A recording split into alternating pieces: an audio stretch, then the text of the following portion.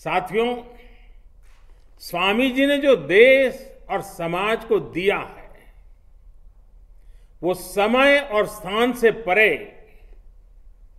हर पीढ़ी को प्रेरित करने वाला है, रास्ता दिखाने वाला है।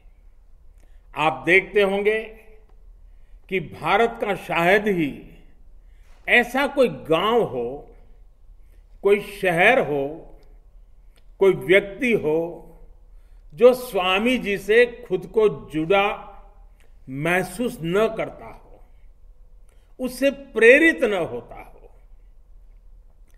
स्वामी जी की प्रेरणा ने आजादी की लड़ाई को भी नई ऊर्जा दी थी।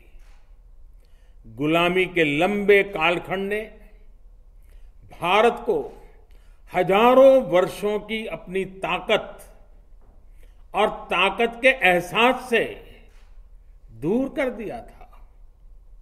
स्वामी विवेकानंद ने भारत को उसकी वो ताकत याद दिलाई, एहसास कराया, उनके सामर्थ्य को उनके मन मस्तिष्क में पुनर्जीवित किया, राष्ट्रीय चेतना को जागृत किया। समय गुजरता गया, देश आजाद हो गया, लेकिन हम आज भी देखते हैं स्वामी जी हमारे बीच ही होते हैं, प्रतिपल हमें प्रेरणा देते हैं। उनका प्रभाव हमारी चिंतन धारा में कहीं न कहीं नजर आता है। आध्यात्म को लेकर उन्होंने जो कहा, राष्ट्रवाद, राष्ट्र निर्माण, राष्ट्रभक्ति को लेकर उन्होंने जो कहा, जन सेवा से जग सेवा को लेकर उनके विचार आज हमारे मन मंदिर में उतनी ही तीव्रता से प्रभावित होते हैं। साथियों, स्वामी विवेकानंद ने एक और अनमोल उपहार दिया है। ये उपहार है व्यक्तियों के निर्माण का, संस्थाओं के निर्माण का। और ज्यादातर ऐसे विषयों की चर्चा भी थोड़ी कम ही होती है, लेकिन हम अध्ययन करेंगे तो पाएंगे कि स्वामी विवेकानंद ने ऐसी संस्थाओं को भी आगे बढ़ाया जो आज भी व्यक्ति के निर्माण का काम बखूबी कर रही है। उनके संस्कार, उनका सेवा भाव, उनका समर्पण भाव लगातार जगाती रहती है। व्यक्ति से संस्था का निर्माण और संस्था से अनेकों व्यक्तियों का निर्माण एक अनवरत, अविलंब, अबाधित चक्र है जो चलता ही जा रहा है। लोग स्वामी जी के प्रभाव में आते हैं, संस्थाओं का निर्माण करने की प्रेरणा लेते हैं, संस्था निर्माण करते हैं, फिर उन संस्थानों से, उसकी व्यवस्था से, प्रेरणा से, विचार से, आदर्श से ऐसे लोग निकलते हैं जो स्वामी जी के दिखाए मार्ग पर चलते हुए नए लोगों को खुद से जोड़ते चलते हैं। इंडिविजुअल से इंस्टीट्यूशंस और इंस्टीट्यूशन से फिर इंडिविजुअल, ये चक्र आज भारत की बहुत बड़ी ताकत है। आप लोग एंटरप्रेन्योरशिप के बारे में बहुत सुनते हैं, वो भी तो कुछ एक प्रकार से यही बातें हैं। एक ब्रिलियंट इंडिविजुअल एक शानदार कंपनी बनाता है, बाद में उस कंपनी में जो इकोसिस्टम बनता है उसकी वजह से वहां अनेकों ब्रिलियंट इंडिविजुअल्स बनते हैं। ये इंडिविजुअल्स आगे जाकर और नई कंपनियां बनाते हैं। इंडिविजुअल्स और इंस्टीट्यूशन का ये चक्र देश और समाज के हर क्षेत्र, हर स्तर के लिए उतना ही महत्वपूर्ण है। साथियों, ये स्वामी जी ही थे जिन्होंने उस दौर में कहा था कि निडर, बेबाक, साफ दिल वाले, साहसी और आकांक्षी युवा ही वो नींव है जिस पर राष्ट्र के भविष्य का निर्माण होता है। वो युवाओं पर, युवा शक्ति पर इतना विश्वास करते थे।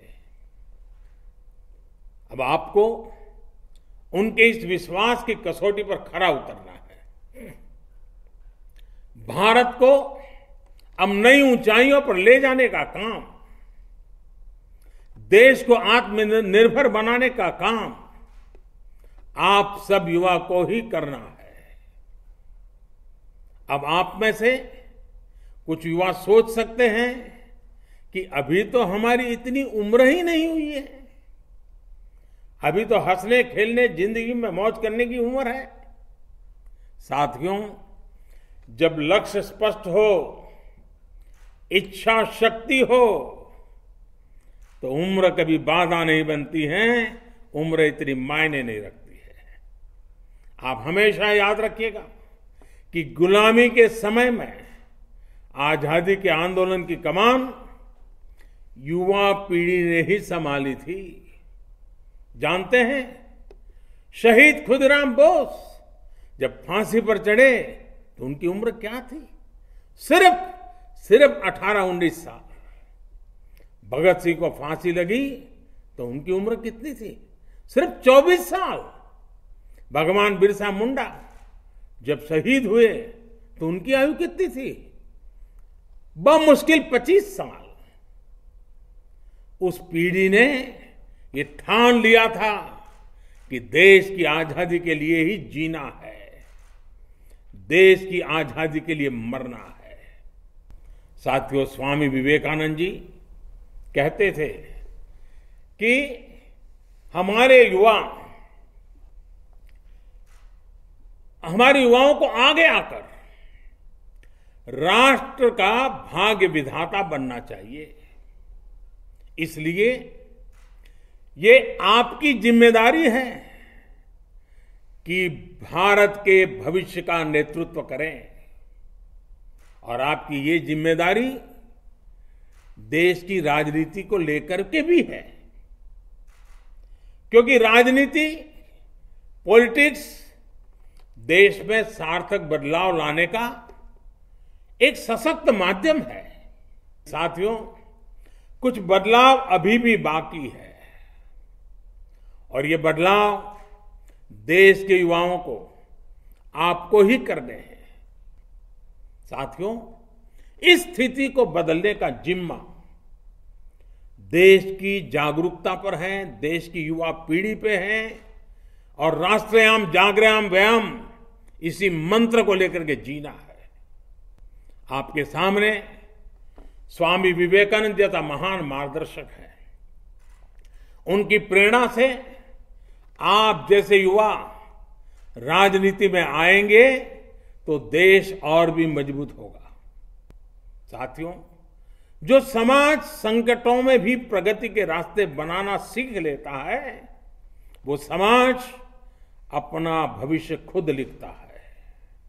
और इसलिए आज भारत और 130 करोड़ भारतवासी अपना भविष्य, और वो भी उत्तम भविष्य, आज देश के नागरिक खुद गढ़ रहे हैं। आप अपने प्रयासों में सफल हो। इन्हीं शुभकामनाओं के साथ आभार व्यक्त करते हुए मेरी वाणी को विराम देता हूं। बहुत बहुत धन्यवाद।